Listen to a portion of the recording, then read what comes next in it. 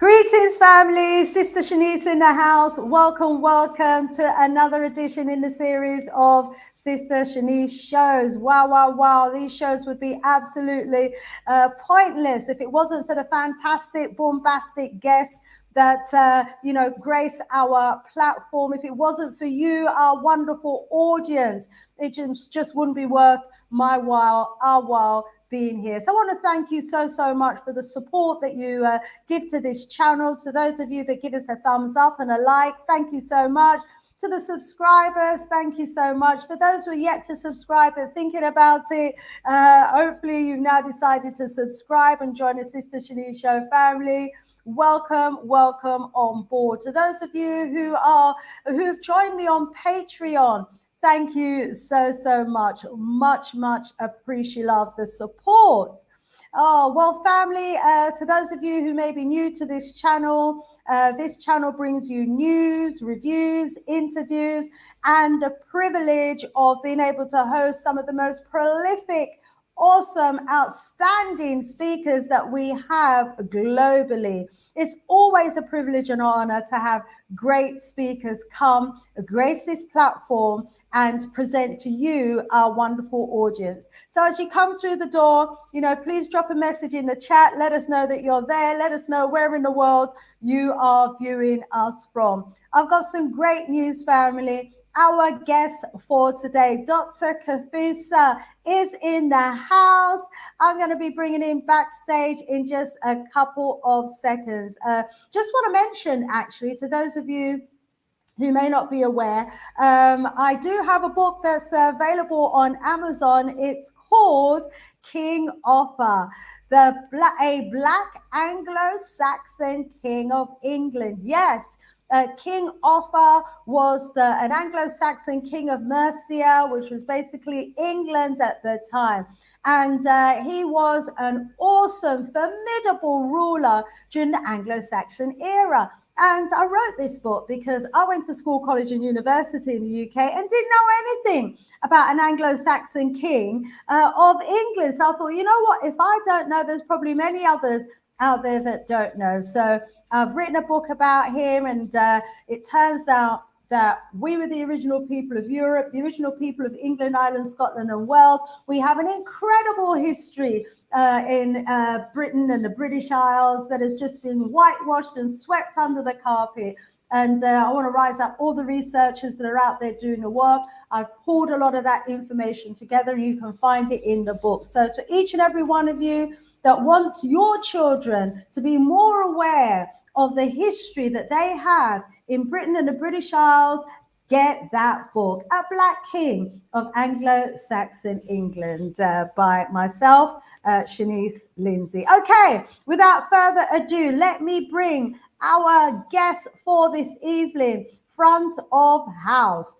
He is none other than our brother, Dr. Kafusa Akhiba Ankh Utaab. Welcome. How are you doing? Yes. I'm good. I'm black, and I'm back, and I'm rearing to go. Absolutely fantastic to have you, Black, my brother. Privilege and honor. I mean, the last time you were with us, you dropped an incredible show. In fact, I'm just going to quickly go over to one or two of the comments, because we had over 1,000 views for your last video. And I want to rise up Go Travel Abroad, who said that this was a prolific show. Both Sister Shanice and Dr. Kafusa are beautiful examples of Black love in action. The ability to provide spiritual understanding of the many frequencies of the Black experience and the impact of its deficits with respect for the message and messenger is our collective assignment. Thank you both. Thank you both. Thank you. Go Travel Abroad. Let me read one other. Our sister Afrijamo said, what an absolutely fantastic and riveting show, which was all about showing the love between us African people as it was in the beginning, so shall it be in the end. Love you all, my African kings, and love a Dr. Kafusa's laugh. Well done, Sister Shanice. Can't wait for part 2.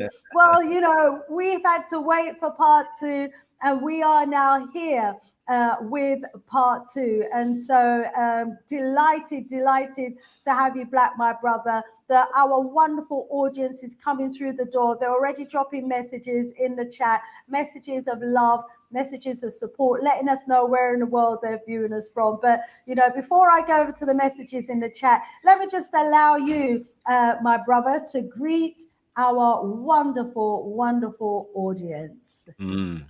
Yes, people, welcome. You found yourself in a peaceful place, and we wish for you blessings without number.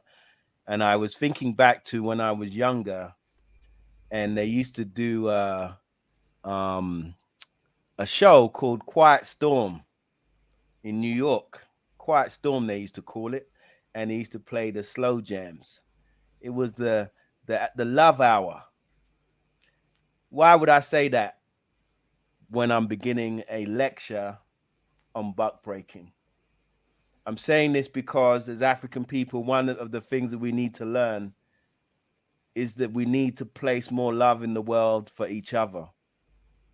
We need to understand that when someone delves into the archives and into the books of our history, it is because they have a love for the people and a love for themselves, and because they are seeking a knowledge of self. And the knowledge of self is a practical way of improving your life. If you're here on the planet living now, then self-improvement, the idea that you can become better on a daily basis, is what we should be looking at. And so tonight, I'm going to take us through what has been at times a difficult and challenging experience, but nevertheless an experience that we triumph over, because when we talk with each other, we must learn the art of gentility. We must learn to be gentle with each other as African people, learn to be loving with each other as African people, and learn to plumb the depths of our understanding and go deep into the spirit so that we can find the words that will heal our people and give us the knowledge, the wisdom, and the understanding that we may move forward. And so it was before, it will be again. The Africans will awaken to who we truly are. And that, my brothers and sisters, is my opening and introduction. I thank you for being here. I thank Sister Shanice for inviting me back on, and I will endeavor to do my best to bring the truth as I understand it into your consciousness. Thank you so much for those opening remarks there, my brother. Much appreciate, love, you agreeing to come back. What a session we had with you when you were with us 2 strongs ago, and you introduced the topic of buck breaking. You know, as difficult as it was as a subject, you know, you brought us to the realization, you took us into the innermost sacred parts of a man, his heart, his mind, and his thinking. And you made us realize, if we didn't know that, you know, the extent to which many of our African men are actually hurting. You know, our men, the fathers of civilization, the great creators that they were in the beginning and in the past, who were subsequently reduced, you know, to a status that was classified as being subhuman, who have been ridiculed and embarrassed for hundreds of years, who have been now made the scorn of society. You know, these are the men who continue to be denigrated today by the former slave catchers who have now evolved into the police, you know, by society itself with all of the policies that are designed to destroy the Black man and the Black family. And you made us realize and recognize the extent to which many of our men are probably still hurting and hurting from the hundreds of years of trauma, and that they're still being traumatized today. And, you know, as spiritual beings who are here having a spiritual experience, we also touched on the fact that, you know, that some of us spiritually left this planet spiritually hurt, and we've come back with a hurting spirit. And so there's a lot of healing that needs to be done, a lot of healing. And you made a statement, a statement that I've never heard before, or I don't think I've heard coming from a black man before. You said, you know, that no one loves the black man unless he's got something to offer. And I'm like, wow, that bowled me over. And I remember responding and saying, you know, the black man will always be loved because he has a lot to offer. He has love to offer his children, his partner, his family, and he has his time to offer his children, his loved one, and his family, his community, and his nation.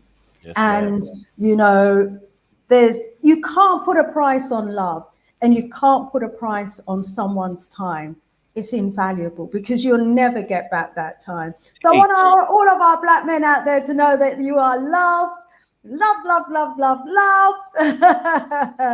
And we are getting to understand through the works of Dr. Kafusa, you know, what you are going through. Dr. Kafusa, let me know when you're ready for me to I'm introduce you to ready the to go. audience. You're I'm ready to ready. go. Ready. Audience, are you ready? Are you ready for our special guest for today? Let me see who's ready. Zachary from Chicago in Illinois is ready. Rise Up. Kwame Abochi is ready. Golden Heart is ready. Daddy Fluffy in rugby in the KKK is ready. Gebra is ready. Super D from Los Angeles is ready. David from the United States, Shalom, black at you, is ready. Oh, wow, wow, wow. We've got some our people in the house who are ready. Catis Thur is ready as well. She said, yes, you are great speakers indeed. Thanks for another nice chat, Shanice. I've shared some of your videos with my dad, who's from Jamaica. Thank you so much. Woo, woo, woo. My videos are reaching Jamaica. Woo, woo, woo. Rise up for that craft software. Sister Lily in the house, Edwin in the house from Birmingham in the UK. Rise up, Brother Kwame, everybody who's in the house. Thank you so much for joining us. Heru, who's in the house, welcome, welcome. Thank you all, each and every one of you, for joining us today and for, you know, putting your views, comments, and thoughts in the chat. And to those of you who've already given us a like, thank you so much. If you've yet to do so, please do. Give us a thumbs up, give us a like. But now, without further ado, I'd like to introduce our guest for today, none other than Dr. Kafusa Ankiba Ankh, Sir Utu Ab. He is a historian, Pan-Africanist, and cultural scientist who has an astute and profound analysis of the myriad of issues that affect the global African community. He has been lecturing for over 20 years. He's been influenced by great scholars such as Yusuf Ben Jockerman, Dr. Henry Clark, and Dr. Melena Karenge, and Dr. Amos Wilson, and also Professor James Small, Ra'on Nefer Amen. Dr. Kafusa Ankiba offers, in his own unique style of presentations, a holistic approach to the issues that affect Africans mentally and spiritually. He conveys his message in a comprehensive way and lectures on topics ranging from ancient African civilization to present day. And so today, family, we are honored to have our brother return to us today on the topic of buck breaking part 2. Over to you, my brother. Yes, okay then. So if we can, are we going to have the slideshow up? Yes, beautiful. All right, my people. So let's go. So the first thing we got to remember there is African love is unbreakable. African love is embedded within the universe because we come from the universe. You say, oh, brother, you're not being scientific. I'm being poetic because I want us to understand who we are, to know that we came from the stars and we brought the light to this world.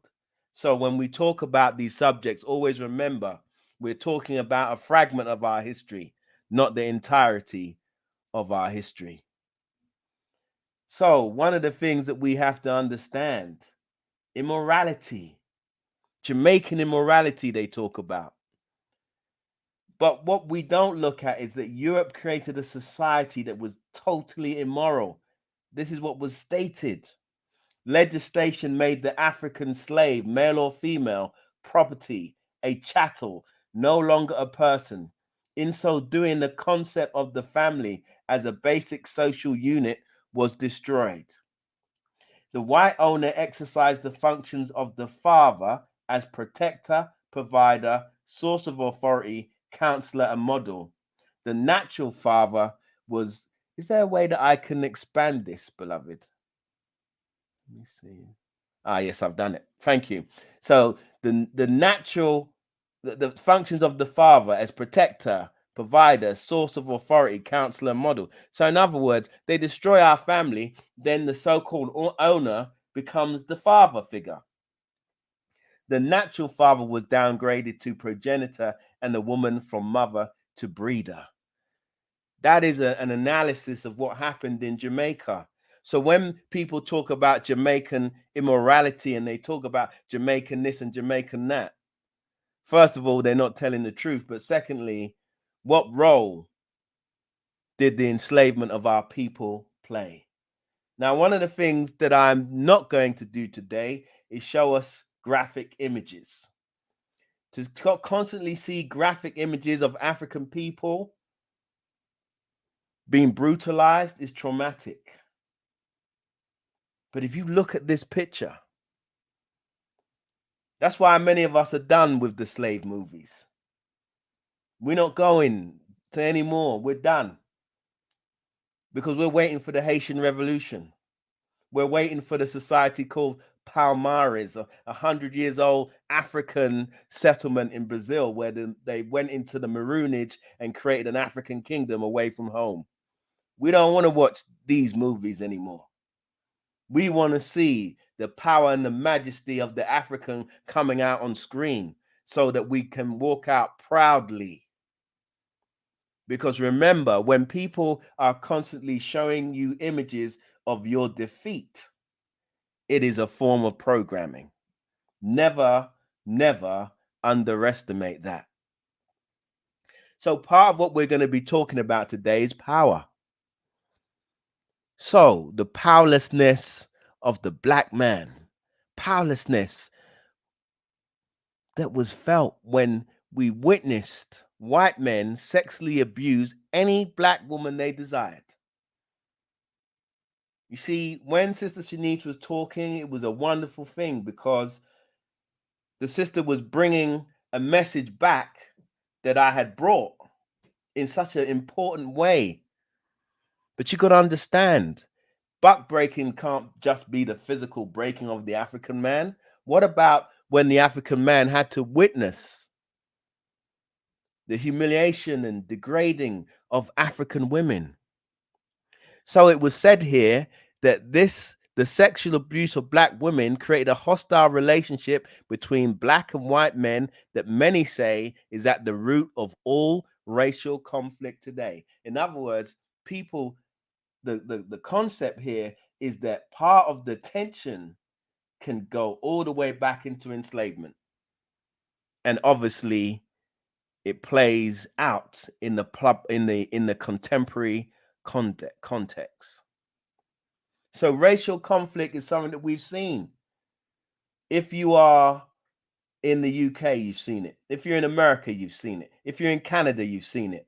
If you're in the Caribbean, you've seen it. If you're in Africa, you've seen it. Racial conflict. But what is racial conflict based on? It is based on power dynamics. It is about power. I'm a political scientist, so I look at power. I study power. It's not an abstract thing. It is a concrete thing that you can see, feel, touch. power. So what about the power of images? The power of the image of Dessalines, the history and the struggle of Dessalines, the conquest of Dessalines and Toussaint. What about Bookman Dutty, who told us to give away the white man's interpretation of God? But see, we're often shown this image. Imagine you saying, am I not a man and a brother? I'm not asking another man if I'm a man. The question within itself is problematic, and it demonstrates that there's a problem. So that's why we see that image. The black man on his knees praying for what he hasn't done. But in truth, when we study the history, we got up off of our knees and we demonstrated who we were daily during the period of enslavement. So never think, and I've seen some younger people say, I am not my ancestors, meaning what they suggest by that is somehow your ancestors weren't fighting. You have never fought like your ancestors fought. But to the men, to the brothers, we will recapture our manhood fully when we recognize and work on healing from our collective pain. We as African men have been and are in pain. Somebody say, well, I'm not in pain, brother. Maybe you're not. Maybe you're one of the lucky ones.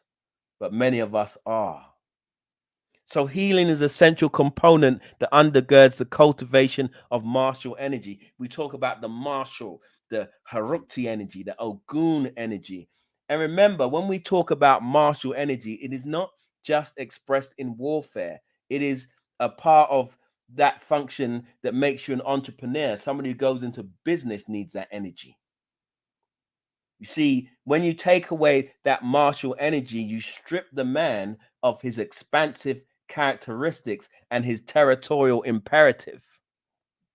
So what we have to understand is that healing is a central component that undergirds the cultivation of martial energy. It is the yin that generates the yang. The yin is the feminine aspect, or is embodied within the feminine aspect, or the feminine aspect is embodied in the yin. However you want to say it, black people. But it is the yin that creates the yang. There's so much in that, but I'm going to let it go because it's not a spirituality lecture. African man, you are the mountain that towers above all creation and reigns in conjunction with the sacred mother principle. Unless we're talking about reigning together and doing together, then we are lost. We must understand about bringing those polarities together in a manner that does what? Not contradicts, but melds and merges. So the oneness is so deep, you can't even identify where it ends or where it begins. That's the kind of oneness you need, black people. So let's look at this now. The psychodynamics of so-called buck breaking. This lecture will explore the nexus of power, domination, and abuse, along with economic accumulation and the creation of capitalism. So here's the thing. Often people say, well, the reasons behind enslavement was economics. Really? Was it? What are the key factors that created this thing we call the Martha? It wasn't just economics. So we can't just use an economic argument in order to understand it. What we need to do is we need to look at the other features of this so-called enslavement narrative. Because often when people talk, they obscure the other key factors. So let's look at some of those key factors. Let's get our vocabulary straight. There is, and I repeat this, there is, my people. I say it in a soft, warm voice. There is, my people, no such thing as a good slave master. Never form your African lips in such a manner that you would allow such a foolish statement to come out of your mouth. There is no good slave master. There is no such thing as a love affair or romantic liaison between an enslaved person and a European free person. This includes the Sally Hemings and Thomas Jefferson debacle. It's not a love affair, it's not a romance. One of them is the owner and the other person is enslaved. That is not romance, that is domination and rape. Because why you say, well, how could it be rape? It's rape because if the person is property, they are already at a disadvantage. Because if they say no, then they can be punished. Meaning that even if they said yes, which they didn't, they never said yes. Understand it. Let's get into Ebonics. We understand, right? There is no such thing as having a deep affection for a so-called master during enslavement. It was programmed insanity related to power. It was Stockholm syndrome gone wrong. It was loving that which defeats you and mistreats you. The love was a form of survival technique. It wasn't love, it was distorted. Note the clarity of mind that comes from deep and clear introspection, contemplation, and knowing the nature of neter, neter being the Kemetic term for God. You have to go into your mind very clearly and deeply to understand that often when we frame a subject matter, we frame it in the wrong way. So let us understand that. Let's situate enslavement. How do we situate it? The central theme of the system of enslavement was the attempt to master and dominate the enslaved. That is, all players involved in this process were looking to dominate and enslave us. Now, all of those players then were committed to the generational victimization and abuse of enslaved Africans in the following areas. You see, you got to use the right language. Use the wrong language, you misdiagnose the issue. So one of the first areas, exploitation and abuse of our labor. I said abuse, not use, abuse. Mental abuse, psych ops, meaning psychological warfare designed to change and reconfigure people. Okay? Epigenetics again. Religious reorientation. The Honorable Elijah Muhammad said that when we were brought here, they took our names, our language, our culture, our religion, and our God. Pick up on that. Then there was sexual abuse. You see, many people, they say, the slave master had sex. It can't really be sex in the way that you use the word, because we would have to, there's a moral aspect where someone has to agree to it and be in a position to agree. So in that context, it's abuse, my people. But then we have the creation of a power-orientated melding of torture and sexualized violence. And I'm going to tell you, when I came into the back room today, I was playing all this music. Because for me to go through this stuff, it was a painful experience at times. And so I said tonight, I'm going to use the music to remind me of why I did it and to lift up my spirit so that we can lift each other's spirit collectively. But what I want to say right now, we have a flawed narrative. Given that the agrarian and feudal model of enslavement was ultimately economically flawed. In other words, when people say, oh, it was about economics, but was the system of enslavement economically efficient? No, it was not. It was flawed, as it was not geared to a systematic and rigorous form of economic efficiency.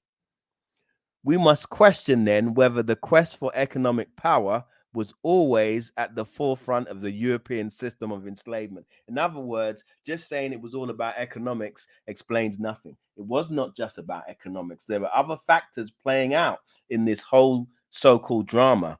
So therefore, money was not always the primary motivation. And thus we need a holistic lens to see the truth. We must see, that seeing is not done by the lens. It is the mind that sees. The lens facilitates the mind to see, and the mind sees by projecting on the object and telling you what it is. Oh yeah, seeing ain't just through the eyes, people. Seeing in the mind. We gotta go into our mind and see that we have not approached this subject properly. Oh, it was all about economics. No, sir. The question is, to what degree was the pursuit of power and status interwoven with the desire for economic gain? So clearly there was an issue of economic gain, but there's also an issue of power and status. The quest for dominance over Africans in relation to culture, economics, sex, psychology, and religion were all central ingredients. So a holistic view of this sees it as more than economics.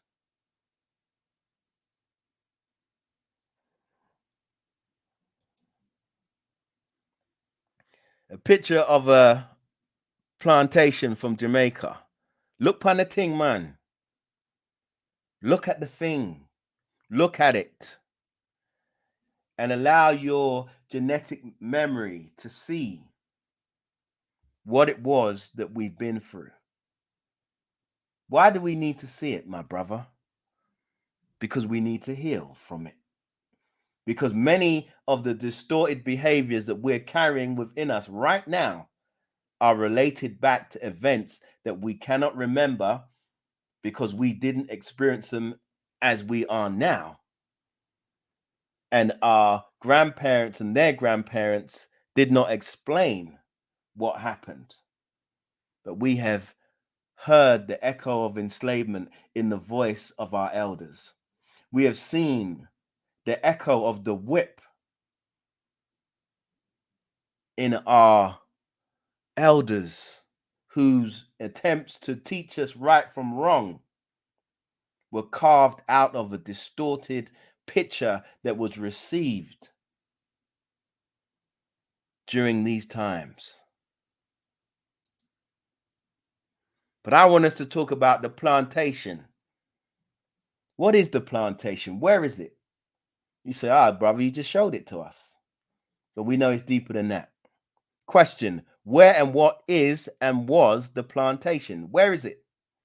The plantation represents a focal point for a concentrated use of power designed to break and reorientate the enslaved. The plantation is not just a physical location, my people.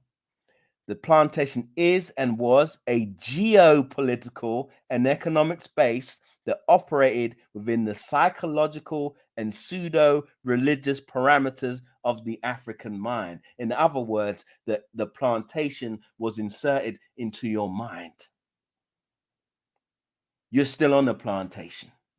And that's why when I spoke last time and I said, when we try to do a project, one of us says, they won't let us do it. You're on the plantation because you're warning the rest of the so-called slaves, get back in line. So the plantation is and was a geopolitical and economic space that operated within the psychological and pseudo-religious parameters of the African mind. The plantation is constructed on power relations based on domination and abuse. So the question is, when did the plantation life cease to exist? When did you escape from the plantation? Or maybe you're a prisoner in your own mind. That's why you can't call yourself African, you're West Indian and every other variant, but not African. So we're looking at the distortion of the African mind. A key factor of the plantation culture was to make the Africans believe that plantation life was beneficial in terms of the following. How was it beneficial? Access to resources. You said, we can't leave this plantation. I got resources on here. I'm safer on the plantation. Think about it. I can't leave this because I have resources. It's warmer here. It's safer here. In essence, we were told that despite the constant humiliation, violence, and abuse, that we were safer on the plantation than if we ran away. Pick up on that, people. Remember, violence every day, humiliation every day, abuse every day. But you're being taught better to be on the plantation than to be so-called free. Oh, hence it appeared as if obedience, loyalty, and subservience were a safer option than running away.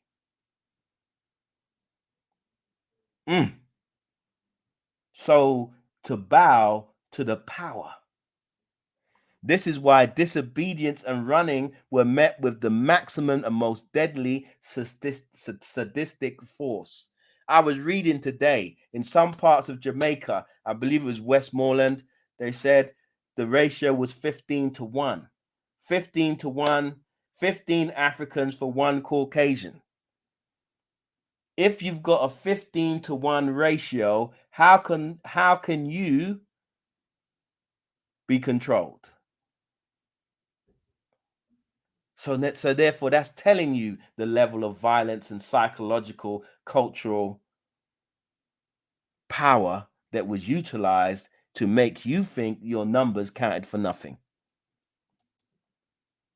So the reality. In short, the seasoning process was designed to teach the Africans that remaining on the plantation and suffering abuse from their abusers was safer than attempting to escape. Oh, if you run, you're going to be in the cold. You ain't going to get the food. Here, the logic of escaping violence and humiliation was used to suggest that plantation was a safer option than seeking one's freedom. Isn't that amazing? So if I run away, that's worse. In a sense, it is worse, because what's going to happen when you catch me? You're gonna take it to such levels that other people are going to say, you know what, man, I run, you know.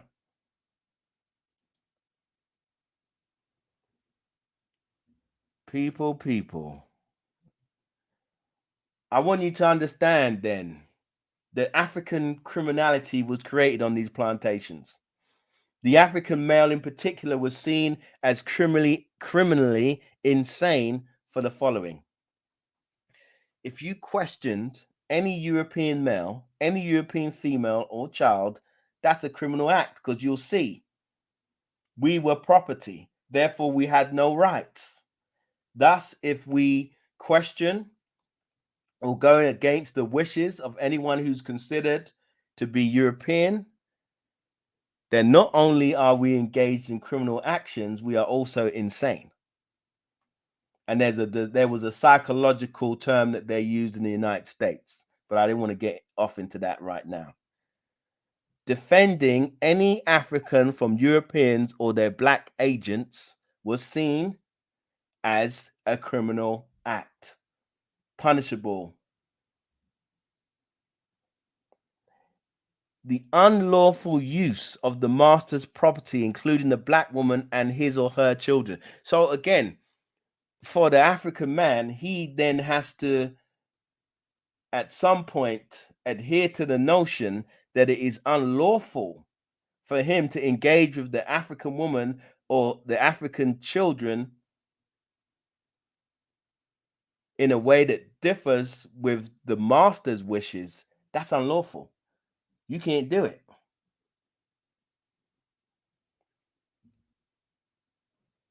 To assert his masculinity, except in defense of the master or white interests, that was seen as being criminal.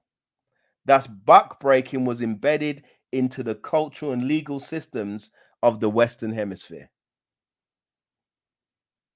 In other words, it became illegal to be free for Africans. Illegal to be free. Illegal to think for yourself. Illegal to act for yourself. Autonomy was stripped from you. So, my point here, to sum that up, African criminality began on the slave plantation, as any African who pursued or desired freedom was assumed to be criminally insane. That's why so many Africans were so scared of Malcolm when they heard him in the 50s and the 60s. Because that insanity that was in our head, anybody talking about freedom, oh, you lost your mind, Malcolm. You're going to get the rest of us killed, Malcolm. I'm going to lose my job, Malcolm. Africans who demonstrated a desire to be free were considered crazy or insane. Note then that criminality and insanity were defined by the so-called masters. So if one is insane when they desire to do that which is good for them, what does that do to generations of people when they are literally being told that freedom is an insanity?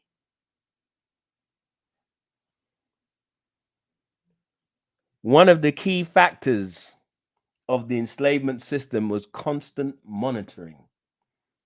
Is what them I do? See 3 of them, 2 of them. Black people gathering was seen as a threat. Masters closely watched the interpersonal relationships of enslaved people and interrupted, did you hear that? Interrupted, controlled, and inserted themselves whenever they desired to do so. In other words, the conceptualization of the master, so-called master, was to interrupt and bend your relationships one with the other to fit their needs. So next time when you're publicly fighting, understand. What did Chris Rock say? He said, my parents told me not to fight in front of white people. It's a joke, right? It's a joke. What is the point? They studied us to discern both weaknesses and strengths in order to disarm and manipulate the enslaved.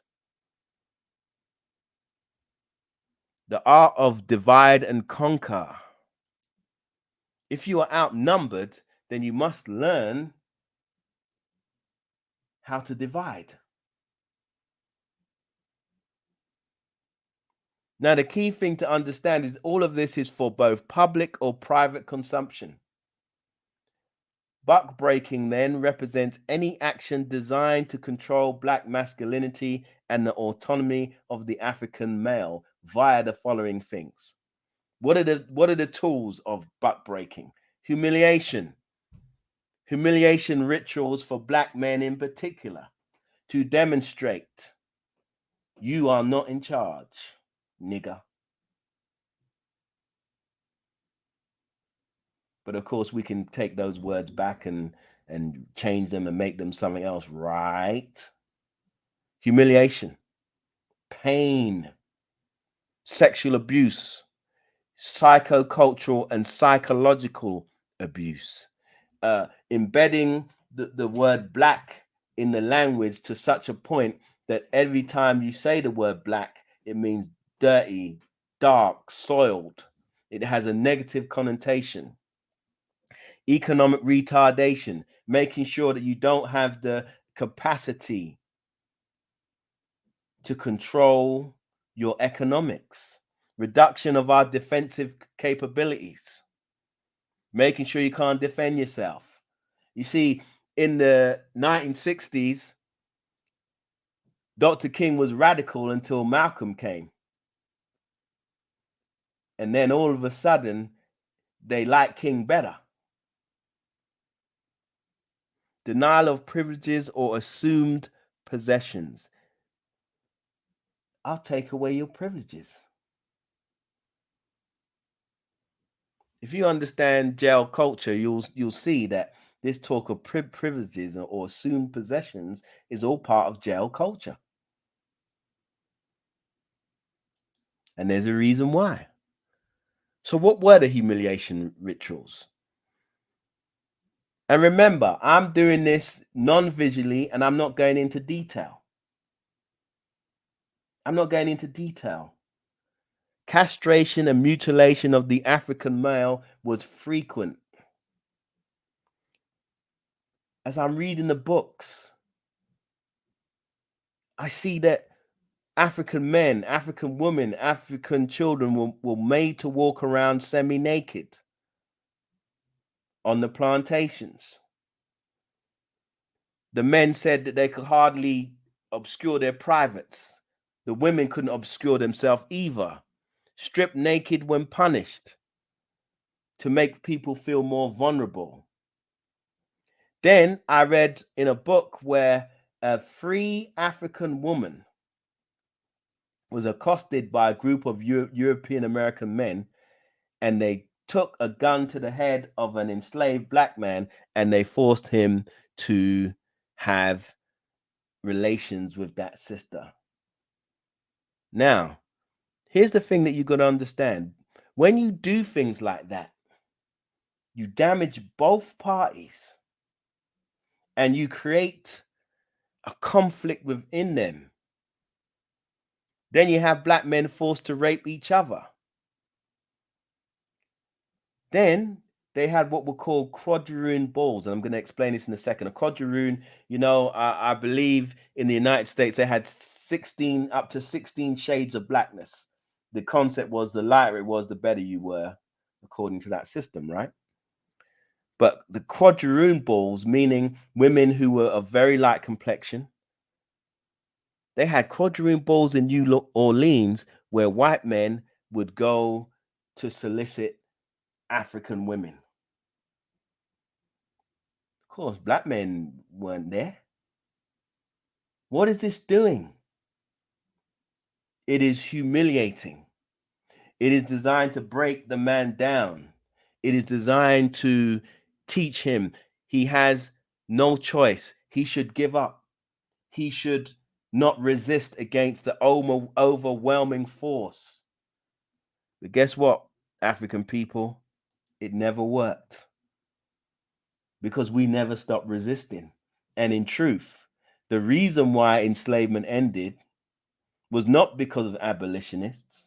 It was because of revolutionaries who kept making it too expensive to maintain enslavement in the Americas.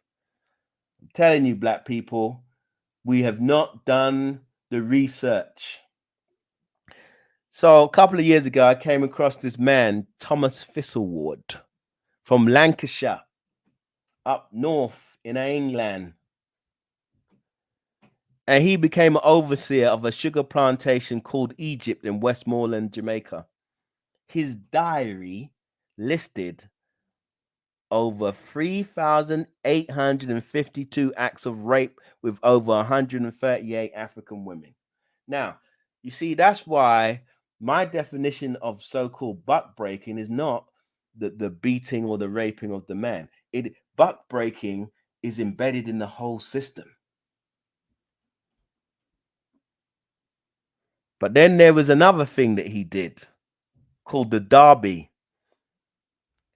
where the runaway, a person who ran away, would be beaten, and then they'd put salt, pickle, lime juice, and bird pepper would be rubbed into their wounds, and then another slave, so-called slave, would defecate in that person's mouth, and then they'd put a gag over there for 4 hours. Now, you have never heard of that. Never. So I want you to think about how dismissive we are of our ancestors who went through all of this, and how that's one man.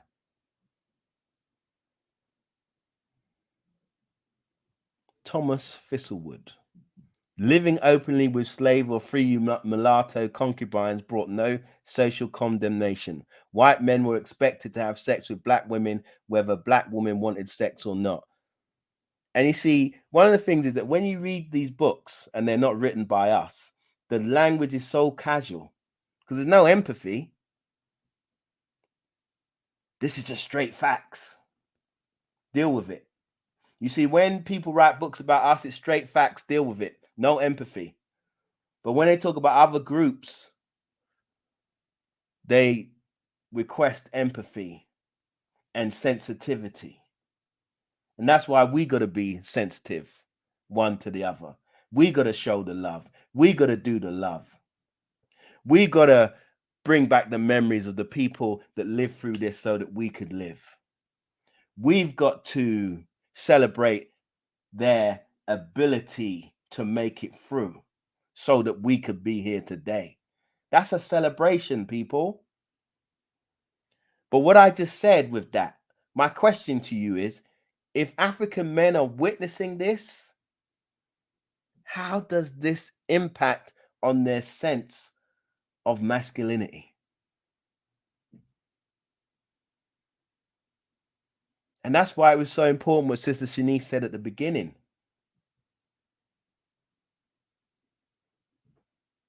What did Bob Marley say? Oh, pirates, yes, they rob I, sold I from the merchant ship. Minutes after they took I from the bottomless pit. But my hand was made strong. Nachu, with Trong, strong or Trong? We're unbreakable, people. We are unbreakable. But when I say unbreakable, what do I mean? I mean that the universe will not allow us to go out of existence or out of extinction. But that doesn't mean that in this experiential body that we're in, that we don't have to heal. Many of us growing up, there was this thing about colorism, and people used to go on, this person red skin and this person that, they got it easier. You see, you got to get past enslavement 101. Firstly, remember, for them to create, I'm only using the word so you understand, for them to create a so-called mulatto, that means you've got to rape someone who was black. So now they say, well, you put the so-called mulatto or lighter colored black person in the house with the Europeans. But remember, there's a proximity factor. The closer you are to the slave master and the slave maker, you're the first one to get the abuse. That's how you got made in the first place. So that's why, and this is not racism, that's why in the days after enslavement, people started going on about their black skin. Because them say, are we making, you know? The black skin was a badge of making it. You were in the field. You weren't in the house. And because of that, you maintained an aspect of who you were. But see, everything gets reversed. So people were proud to be black, but we only hear the negative story. But what I wanted to go into here is colorism, and just show how whatever end of the spectrum you're at, there is always an issue. So in a patriarchal society, the sexual abuse of nearly white men, which means men of color, could enable white women to enact radical fantasies of domination as a man, and the knowledge that that victim's body was legally black and enslaved and subject to the woman's control. The reality is then the creation of light-skinned Africans was the result of sexual assaults. Hence, so-called light skin began with an abuse. See, you got it all messed up because people say, well, if you're light skinned, you got privilege. In the first instance, you might have got some rewards or privileges, but with those so-called rewards, what was taken from you? Me now want them privilege. Me all right. I don't need it. We don't want that privilege. And I'm not making a statement about anyone's color. I'm talking about the keeping the brain intact, keeping your identity intact, and understanding that what we have been told has been problematic. Now, one of the things you got to understand, I was looking at Demira in the Caribbean. Infant and child abuse was rampant. We're not even going to go on any of that, but just store it. On many plantations, male and female children were not provided clothing or very little. Men and women were given clothing that barely an offer did not provide them with privacy. An example, in Dutch Demira around 1803, the white male guest at the plantation house states the young woman waiting at the table, all stark naked as they came into the world. So now you're in the house waiting tables and you're naked. See, now some of you are going to say, what good is this? What is the good of us knowing this? Why do we need to know this? We need to know that many of the behaviors that we have seen in, how am I going to say this? So many of the behaviors that come out of the Caribbean in defense of us. Because if you go back to your grandparents, you'll see that they were very stringent, very strict about things. Why? Because they were trying to repair the damage that had been put out there. When I was growing up, I know for a fact that the young sisters, slips and all those things, the clothing, had to wear it a certain way. You couldn't, and if them father ever see them not dressed properly, that's you. But that was them attempting to repair. Do you know that after enslavement, both in America and in the Caribbean, that we made marriage a major thing? We married. We looked after our children. We were in the repair mode. But because we didn't explain that repair, when we got here, or when we were able to integrate in America, we forgot that stuff. So what's the point? Male house guests were routinely provided with an enslaved sexual partner for the night. Now, that's according to Dr. Tony Martin. But the key thing to remember there, he didn't say whether it's male, female, and he didn't say the age either. This is what I'm trying to tell us. The things that happened have been so hidden from us, so that we just think, oh, it's a simple thing. Not simple, people. This was serious. This was serious. And you know, when things happen within a culture, they can get buried, but then they can resurface again. You know that if you caught a virus when you were 10, you could catch that virus or a variant of that virus when you were 30, because the virus is still in your system. So behavior patterns can be so deeply embedded that we remove them, but then they come back again. I'm not even going to go into it, but you got to think about it. So, according to Professor Tony Martin, in the Caribbean, prostituting their female slaves, this is talking about European women, prostituting their female slaves, it was a source of income for many a slave owner, and female slave owners often were the principal perpetrators. In addition, in 1817, according to Hilary Beckles, 58% of Bridgetown's owners enslaved persons were women. So in other words, many of you think it was only the white male that was owning our people. Sorry. See, when you don't know history, I didn't come here to give you my opinions. I'm bringing you historical facts. It's not opinion, it's fact. So you got to now understand that it was not just the men who were enslaving. It was women as well.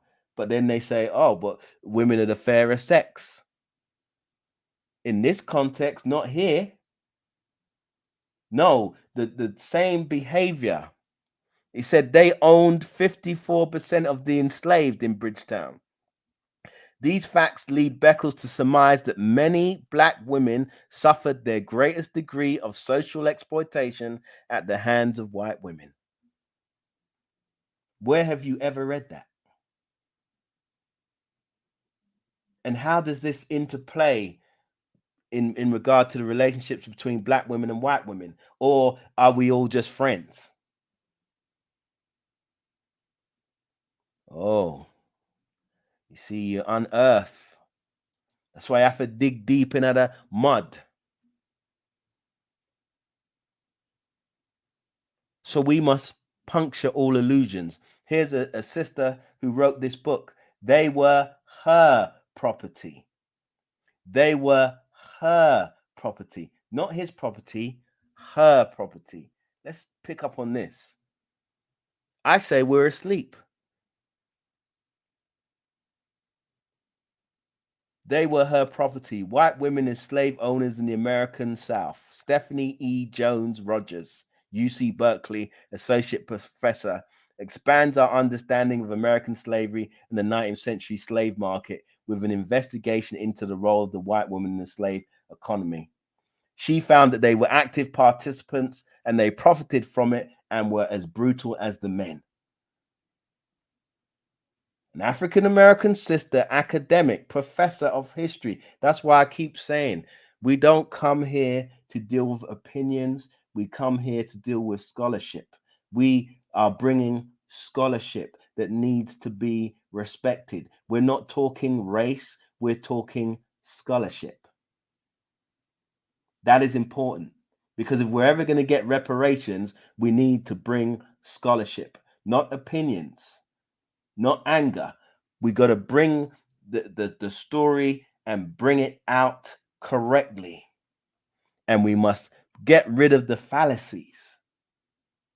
Oh, these people are on our side. This group was on our side. Which group? Where? How? What?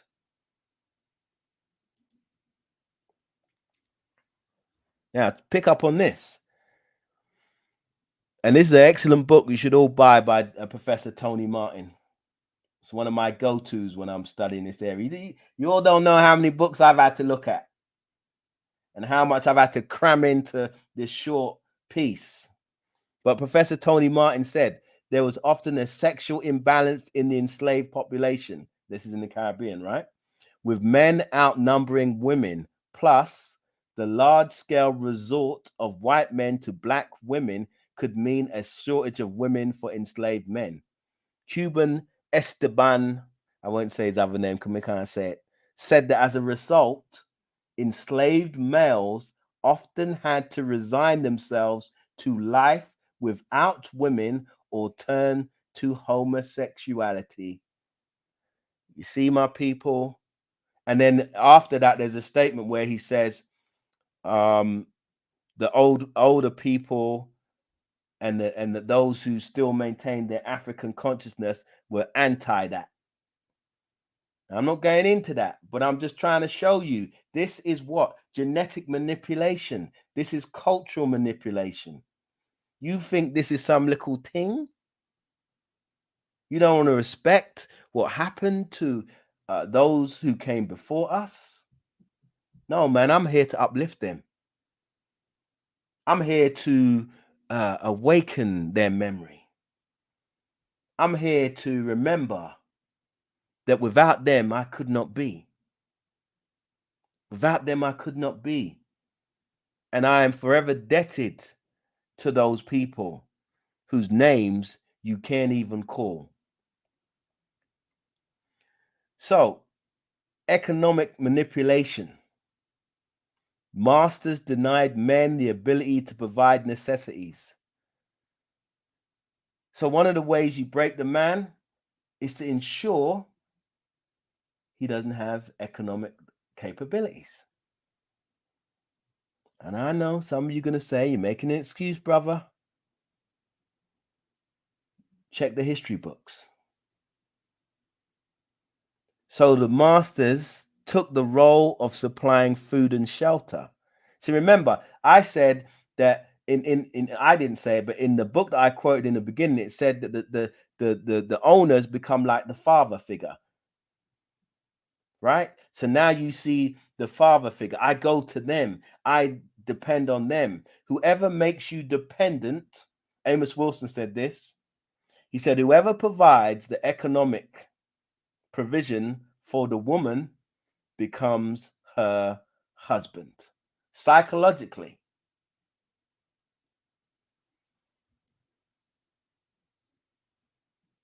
So what happens here is that the African man is taken out of the economic equation, but Sister Shanice was on it. The sister was on it because what did she say? But here we see, but the African men provided emotional comfort to wives and children. Yeah, you took our money. Yeah, you kept us down. But you know what those great fathers did? They provided support in as much as they could, the emotional support to their wives and their children. And I use the word wife carefully because, in truth, even though I see it in these books, you really can't be a wife, but I'll explain that again in the question and answers.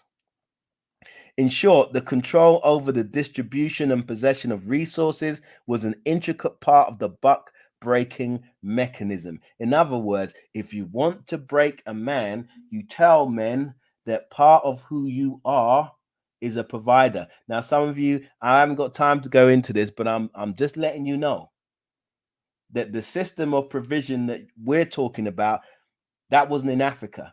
African women had their own money and resources in many of our societies. They didn't necessarily even need the resources of the men. So all of your conceptualization of what makes a relationship in the Western Hemisphere does not fit onto African models.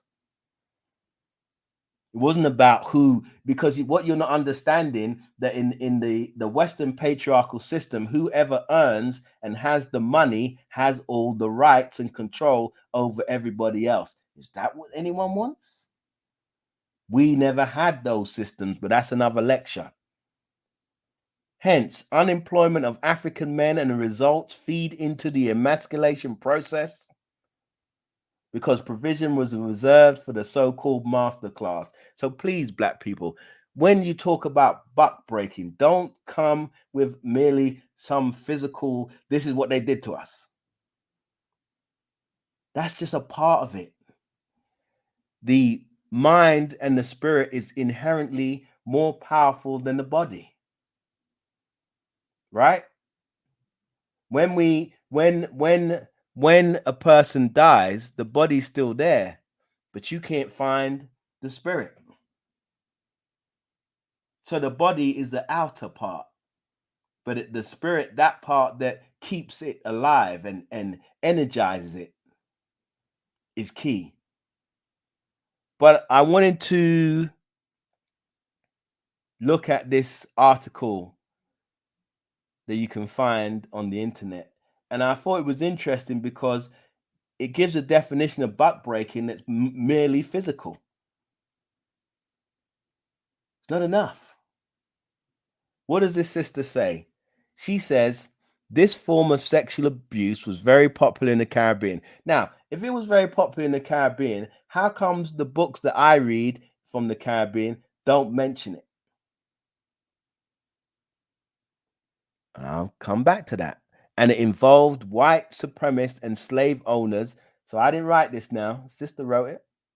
As well as merchants raping a male slave in front of the public to embarrass him and make him feel less of a man. Now, of course, the word embarrass doesn't really fit. That's not embarrassment. Buck breaking became very popular when slave rebellions had increased. Enslaved men were first stripped naked and flogged in front of a crowd, after which they were raped by a white man to serve as a warning to other slavers. Now, here's the thing. So you've said all this. Where's the evidence? Now, some of you, I'm not saying it never happened. I'm saying it did happen. But what we have not done is presented the evidence. On several occasions, enslaved men with families were forced to have sex with each other in front of their family and the rest. So, one of the things you got to remember is that these plantations, you're in the Caribbean, you're not in London, you're not in the so called sophisticated centers of the metropole, you're out in these plantations and you have control. How did you use that control? Now, listen, many enslaved men who had gone through the process of buck breaking killed themselves afterwards or ran away and never returned.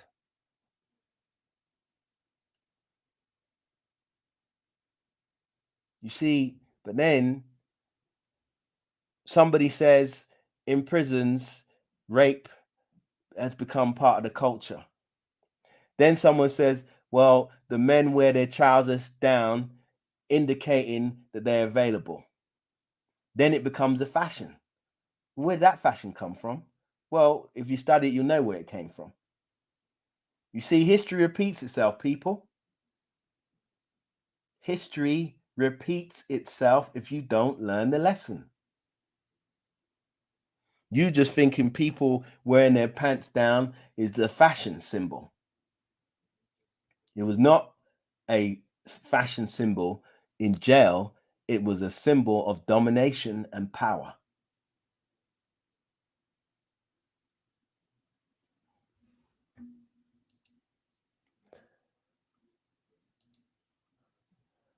And so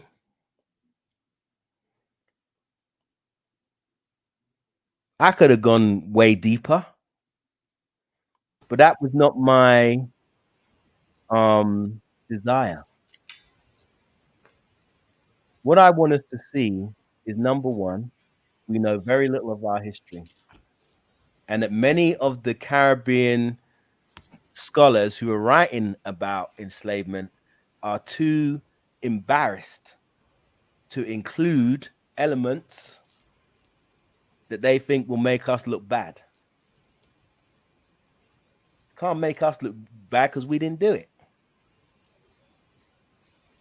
You can't say a crime was committed and then not explain the crime. If you don't explain the crime, then how do you sentence the criminal? And in this case, we're talking about reparations. So then you say, oh, Jamaican people, they're just anti this, anti that. Well, they're anti because what happened to them? My people, I want to say something to us. Let us be more caring, more forgiving with each other.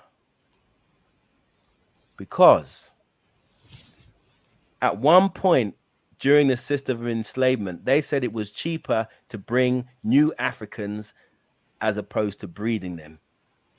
So people had 7 years before them dead, if them lucky.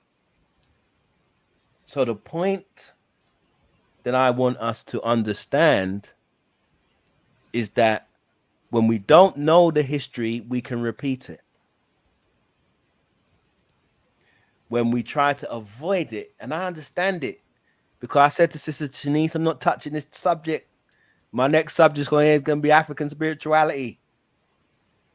Because it hurt me.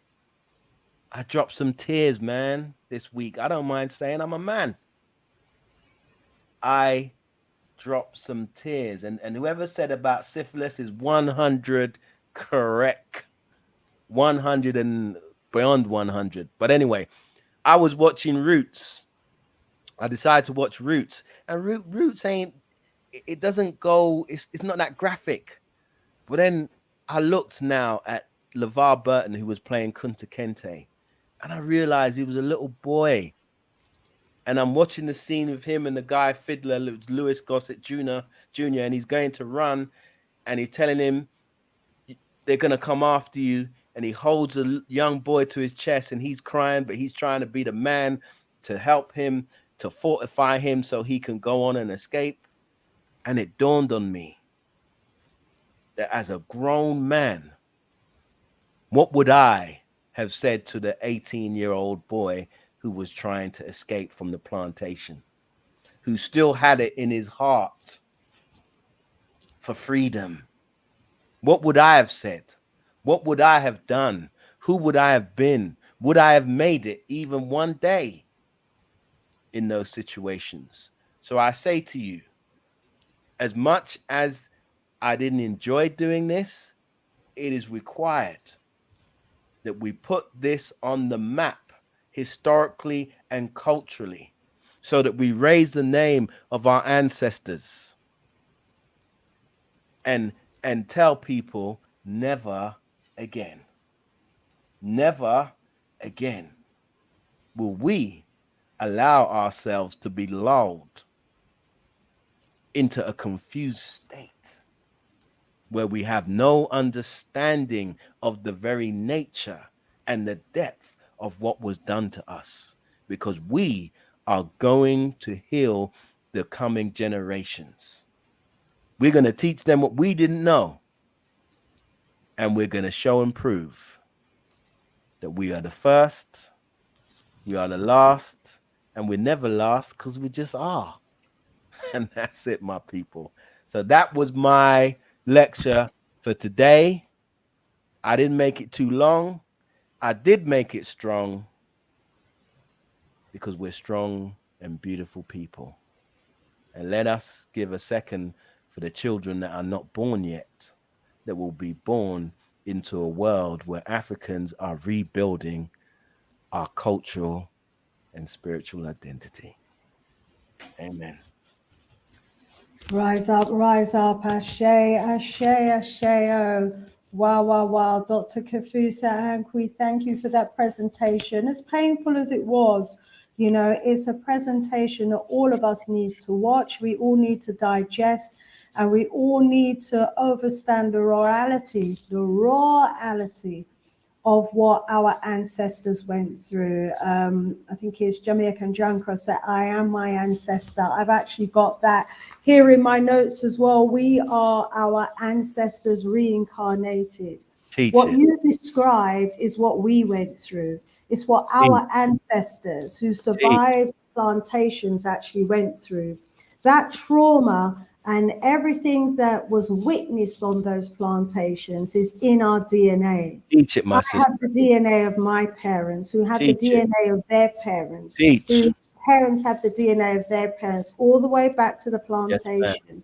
And so spiritually, we could connect with everything that you were saying. That's why we were feeling it, because it took us back through our DNA to the plantation. So when these people say that, you know, we weren't the ones who suffered and so we're not entitled to reparations, this sort of presentation will remind us that in actual fact, we were the ones who were on those plantations, and we are the descendants of those who suffered all of that awful abuse, humiliation, degradation, and wickedness, the wicked and evilness that we know that happens on the plantations. And as you said, you just touched on some of it, because most of it is really just too graphic Too for graphic. us to go into on a family show like this. The reality is that our people and our men, you know, who are supposed to be the protectors of the woman, of the child, and of the family, went through, you know, an unimaginable amount of psychological as well as physical trauma. Yes, ma'am. And unsurprisingly, you know, some took their lives and some risked running away, despite, you know, all of what you've outlined for us of the, you know, criminality and insanity and everything else that was leveled against those who decided to run away. They even had a term for runaways. Is it kleptomania or something like that? They had a term to criminalize those runaways. And, thanks for highlighting as well the role that the women had, the white women had in slavery. And I recall reading as well that there were many women across Europe, especially in Britain, who had shares in the slavery movement as well, because they were able to buy shares, and the income that they got from the shares that they brought actually financed the homes that they built back here in England. And then, of course, they claim they didn't realize the extent of the brutality.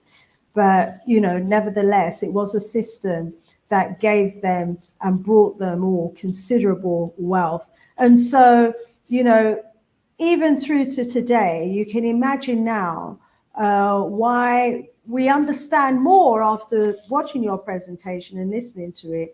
We understand more as Black women, I think, in the workplace, why these white women actually feel the sense of entitlement, the sense of, domineering, that they should have the domineering position. It goes beyond racism. It goes right back to the plantation.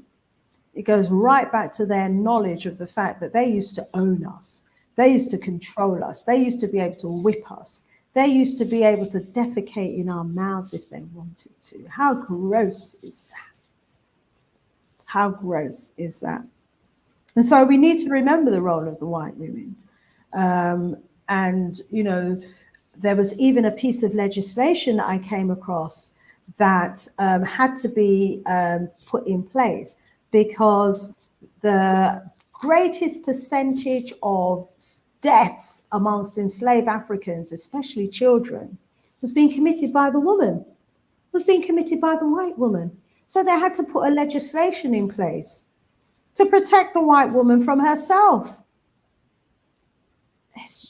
So, family, there is so much to our history that we just don't know because it's so painful. Most of us just stay away from it. But, we have to understand the nature of the people who we're living amongst. We have to understand what our spirits have experienced, what our ancestors experienced, and why some of us as spiritual beings have come back with some of the traits from the plantation. So when certain things are happening in some homes and we're wondering, where does this come from? How could this be happening?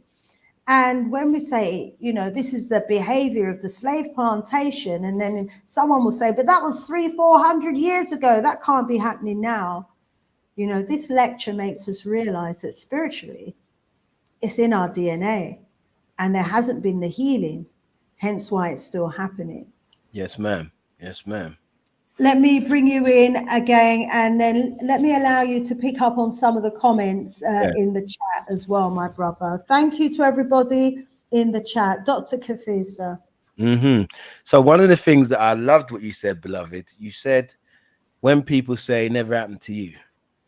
I've been studying this for the last 4 to 5 weeks. It happened to me in terms of the energy. And that's why when I came on with the music. Going through this work, I'm reliving. But here's the thing that we have to remember. If we say that there's such a thing as genetic memory, if it is part of our genetic memory, then it must also be part of the genetic memory of other groups. So hold on a second.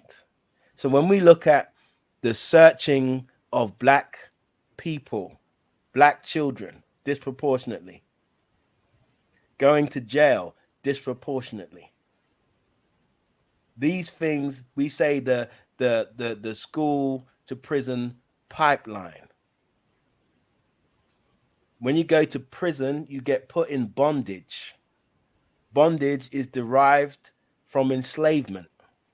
So when enslavement ended in the United States, the prison system was prison and police system was created so that the Africans could be re-enslaved in the South and placed back on plantations. Genetic memory cannot just be related to one group or population. So when black people gather and there's a fear, where does that come from? W.B. Du Bois talked about it in The Souls of Black Folks. And you see, what I'm trying to do this evening, I want us to focus on scholarship, because that's how we're going to win. We're going to win by taking this seriously and doing the kind of work that you're doing already, Sister Shanice. You said when certain things happen in the home, and we say, well, where did that come from? Yeah, where did it come from? Because if we can talk about the beatings as being residual, what other things are residual? Now you understand that after four to 500 years, we're just talking about the European system of enslavement. The so-called Arab enslavement goes back way longer, right? We have never had any collective form of healing. Our ancestors walked off of plantations and didn't get to see one psychologist, one doctor, one nothing. So we can't attack them and say, well, the way they acted. They weren't given the opportunity to heal. And that's why we have to do it for them. We have to do it for them, beloved, because I didn't even want to do this lecture. I was struggling with it. And what made it a struggle, because I said, you know what, I don't want to bring too much to my people. I got to bring it in a way. And there was a sister on from last time who said, thank you, brother, for bringing it in a way where you ease this in. I had to ease this in. You can't just roar this thing in, sir. And so what I'm feeling in the air, we're not even in the same room, but what I feel in the air tonight is a sense of relief in the spirit of our ancestors who hear us and know that we're finally beginning to love them enough to tell their story. And we're going to tell that story, and we're going to let it ring across the globe. Never again will Africans allow themselves to sleepwalk into enslavement. Hence why knowledge of our history is just so important, so that we don't sleepwalk into enslavement again, and as well as being,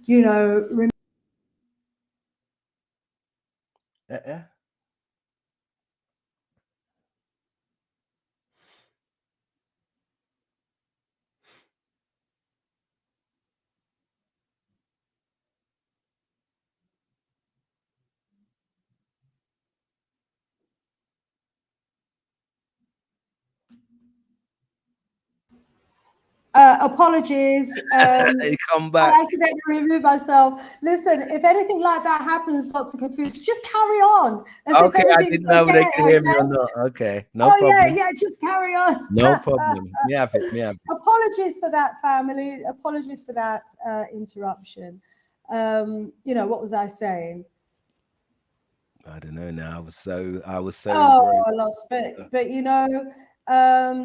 the dehumanization, the atrocities that we suffered on the plantation, we must never forget it, because what we cannot afford to have happen is that we sleepwalk back into slavery again. Today, you graphically, even though you didn't try to do it, you left it to our imagination to graphically remember and be reminded of, some of the abuse that happened to us on the plantation.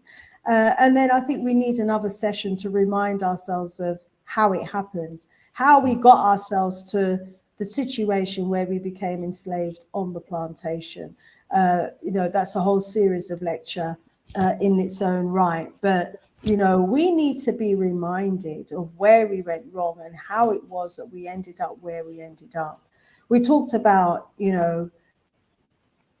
life on the plantation. And thank you for reminding us as well that it was the revolutionary spirit of our freedom fighters who decided that, they were not prepared to accept this ideology that they were safer on the plantation and that, life was great on the plantation and they should suffer all of the abuse and humiliation, everything else, but they remembered, freedom, or that they knew freedom or had tasted freedom.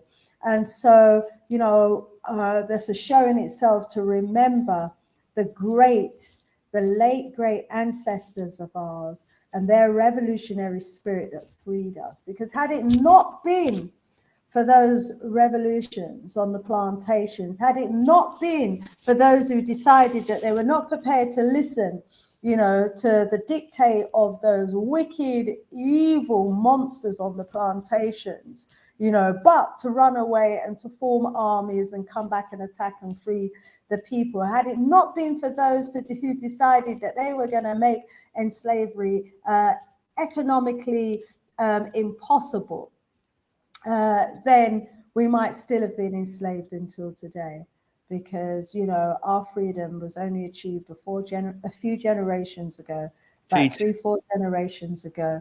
And we've got to remember how close we are, even today, to those who were enslaved. And the way things are going, if we don't wake up and our mind are sharp, we'll find ourselves there again. Dr. Kafusa, are there any messages from the chat that you would like to respond to? Or would you like to respond to anything that I've said? Because I wasn't. I'll be honest with you, sister. I'm in a zone, so I'm just hearing. What I want to say from what I've seen from the chat, I'm very blessed by the brothers and sisters. I see the emojis. What I'm seeing is that we're awakening. We're awakening to each other, and that it is worth doing this work. Because I spoke 2 weeks ago, and then you come back, Sister Shanice, and you're talking about what I said. Because we hear one another. We hear one another. You see, many times when they say, well, black people don't love each other, sometimes it's not love, but I'll explain it this way. Just hear me out. Sometimes we feel so much for each other, it frightens us. And sometimes black people just want to cut off. I don't want to feel that pain, because you got to remember that if you were close to people and they took them from you, you're gonna feel it. But even in that, we were still able to do it. I was reading in some of the books where we would find time a man would be on one plantation, a woman's on another plantation, a man go running up. And he knows if he gets caught, he's going to get beaten to go see his wife and his children. And one man, they was talking, they said he got caught, they beat him, and he still went back. They couldn't bruck it. So you have to understand that when I said the universe bends, I'm talking poetry, not cosmology. The universe bends for black love. That is just a sophisticated way of saying we love each other enough. Mm-hmm. And we have to begin to have the language where nurturing, caring becomes second nature to us as African people. Yeah, we do the banter. Yeah, we have a laugh. We do all of that. But we have to have those times where our communication begins to reflect the seriousness of the hour that we're in. Because believe it or not, we are living in a time when Africans are on the rise. And that's what we got to understand. So what Sister Shanice is doing here, what I am doing here, is we are reconfiguring the history. We're reconfiguring it so we can reconfigure our minds, our energy, and our spirit. And what we have to do out of this is step one, teaching. But now we have to put together projects that begin to change our reality. And I'm telling you, people, those of us over here, you have to ask yourself, is it right for you to stay here? We came from Africa, we went to the Caribbean, we came back here, now we're 1 foot away from Africa in the UK. Maybe it's time to go back with a plan. Maybe it's time to remember the Honorable Marcus Mosiah Garvey. Maybe it's time for us to carve out a space for us in the motherland from whence we came and wake up to the sun and the smell and the grandeur of the place that created man and woman on this planet. It is time for us to get off of the plantation. Get off.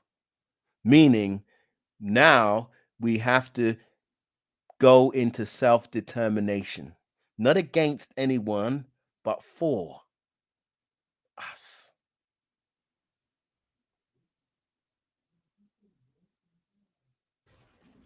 Yes, indeed. And there are some comments there in the chat as well about the need for reconnection to the motherland. And I know that some of our members of the chat, like Sister Afrijamo, has relocated, to the motherland, and others are thinking about doing so as well. There's also a call for a part 3. A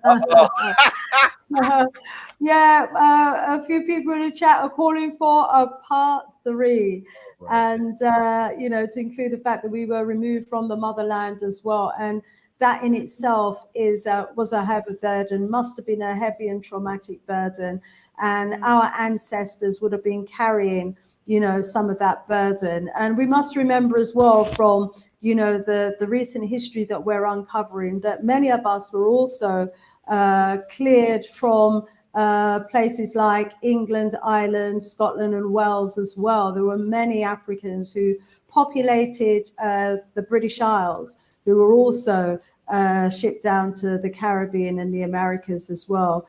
And, Europe was very much our homeland. We were the original people everywhere. China, India, the Americas, Europe. We were the original people everywhere. Even just over the last couple of days, I was doing a bit of research and came across some papers that had been written about the oldest ever, almost complete human skeleton that they found in Kemet, Egypt, that was dated about 33 to 38,000 years old. 38,000 years old, that's like the late Ice Age era. And there was another piece of research that was done that found an entire cemetery of our Asian ancestors, a whole cemetery. And you know where that cemetery is now? Under a man-made lake. They have flooded the history, our history, to stop us from discovering who we are as a people. Wow, the wickedness, the effort to try and airbrush the knowledge of our history from us is just ongoing even until today. So there is so much knowledge that we need to acquire about who we were prior to enslavement, what happened to us that led to our enslavement, what life was really like on those plantations, who was responsible, the whole dynamics, of the plantation, slave master relations, man-woman relations, and everything else, that still lingers on today. Hence the healing that needs to be done, because we don't know we're sick. The healing can't start. Yes, ma'am. Drunk can't be healed of his drunkenness if he doesn't first admit that he's a drunkard. That's right. So you know, these lectures are so, so important, as difficult as it is. I think we all need to go through it. We all need to be aware. And then stemming from this has to be the sensitivity towards each other, and That's more and a greater level of demonstration of love, because teach you it, man. know what comes out of this is the overstanding of what the woman went through and what the man went through. The man understands what the woman went through, Teach. her humiliation, and the woman understands what the man went through, his humiliation and degradation. We were both degraded and humiliated and subjected to the most awful, awfulest form of subhuman behavior. Because, you know, what we suffered wasn't at the hands of human behavior, we suffered at the hands of subhuman behavior, you know. And so we were all victims of the works of those demons, those with demonic tendency and devilish tendencies. You know, it's just unbelievable, unbelievable, you know, some of the tactics that were rolled out on the plantations. Well, you know, I'm not going to drag this out any longer than necessary, my brother, because wow, you know, we've got a lot to digest, we've got a lot to take in. I think someone expressing my uh, sentiments there. Afrojamo, rise up, saying these demons will not shut up, will not shut us up. They can, also let me enlarge in it a bit, they can mess about with the internet. Oh, doctor, just continue. Okay, that's when I went out. Okay.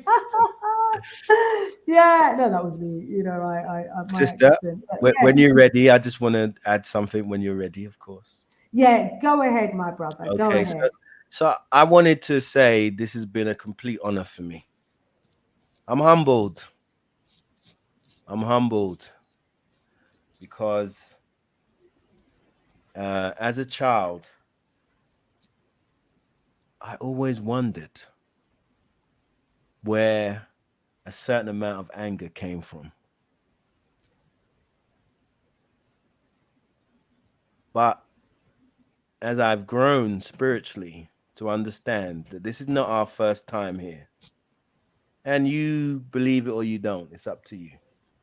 But scientifically, we could prove it, but that's not the point. But what I have learned is that by being able to look in the face of a painful episode or episodes, we have the opportunity to change. And change happens collectively.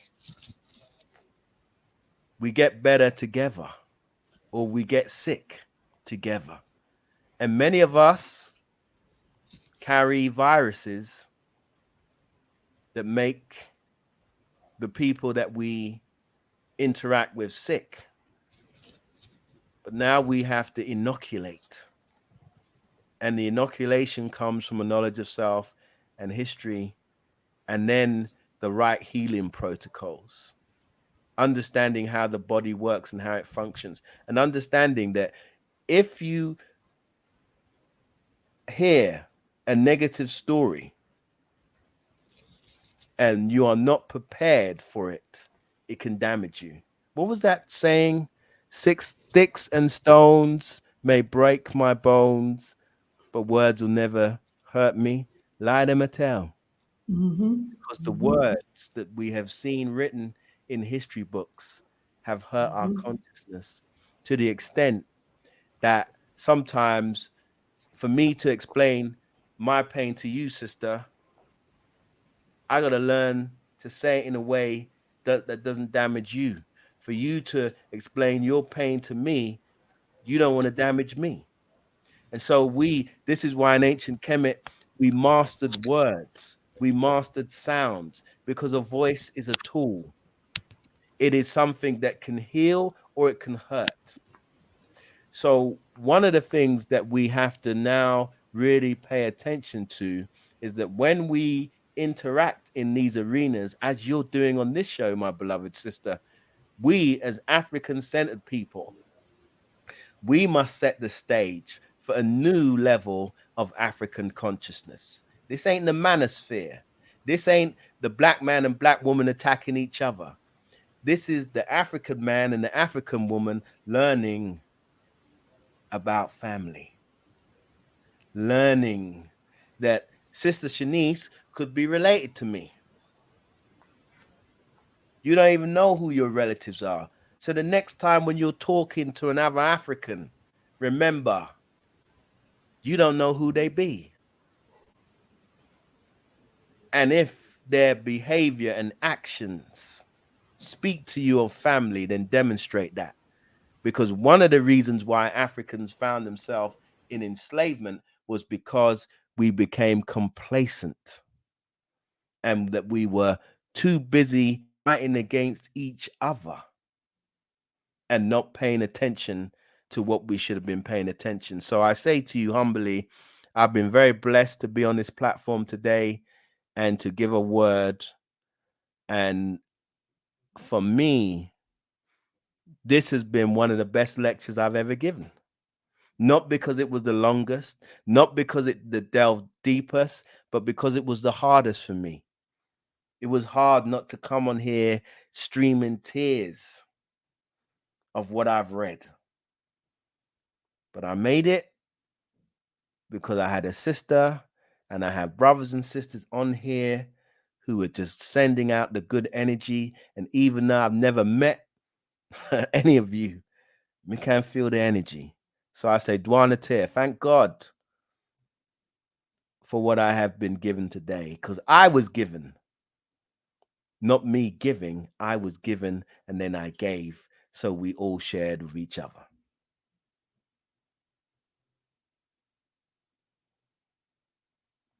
Sound?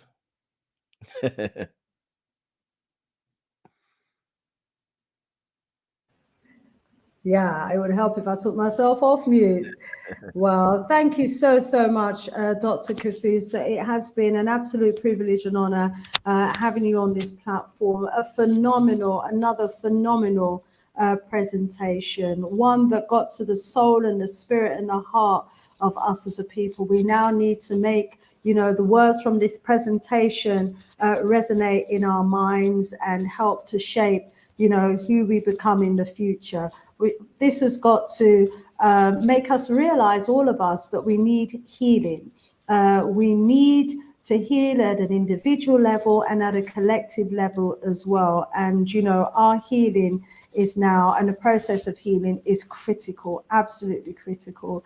And it helps to build and strengthen the case for reparations as well. If there were some out there who, before watching this video, was thinking, oh, there isn't the need for reparations, I hope after this video you'll realize that there really is a need for reparations, even if it's just so that they demonstrate in principle, and acknowledge in principle the damage and the harm that was done to us as a people. So we certainly look forward to meeting you again on this platform, Dr. Kafusa. We're not going to allow you to be a stranger.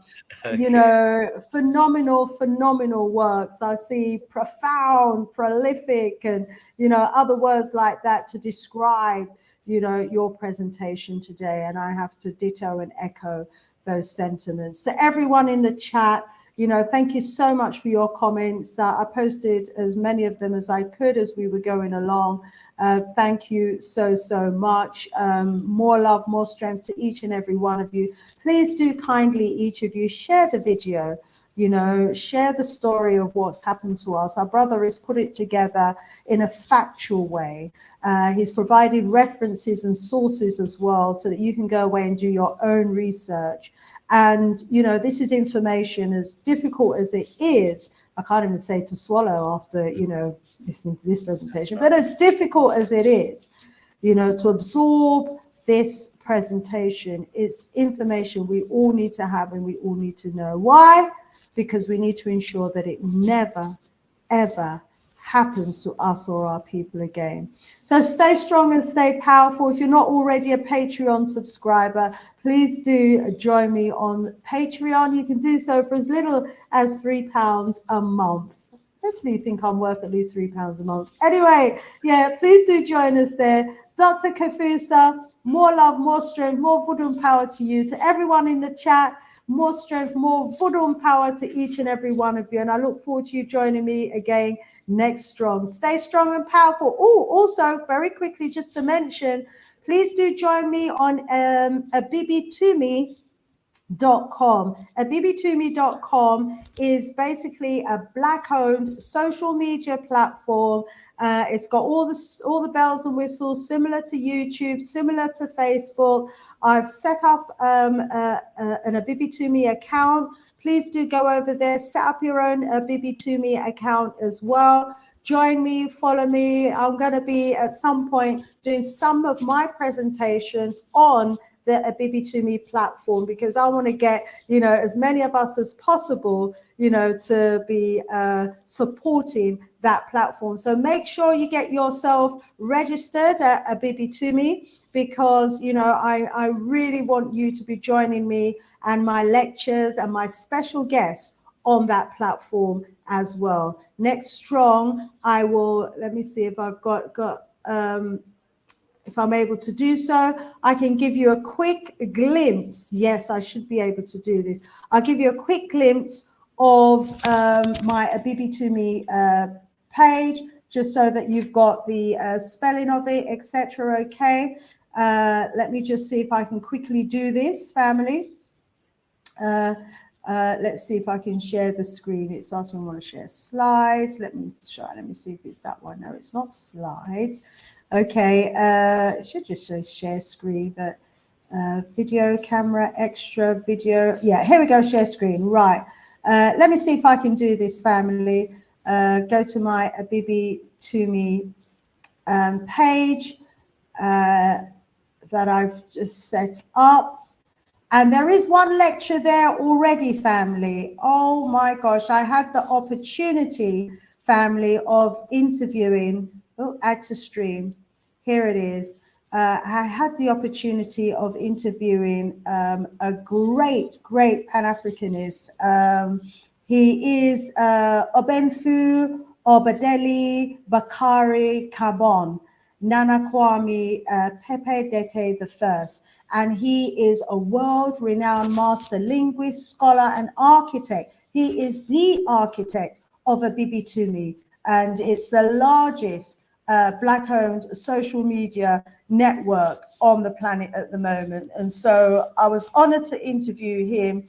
He's a lecturer at the University of Ghana, and his presentation was looking at the concerted efforts of European white Egyptologists to try and conceal the Black identity of Kemet and everything that was built there, and to try and misinform and disinform the world about the true greatness of our history. And so it was a phenomenal interview. There he is, and there is my page. Please do go over to abibitumi.com or Abibitumi TV and check out my page there. Join me. I'm a bit lonely there at the moment, but join me. Watch that presentation by the brother. Oh my days, it was phenomenal.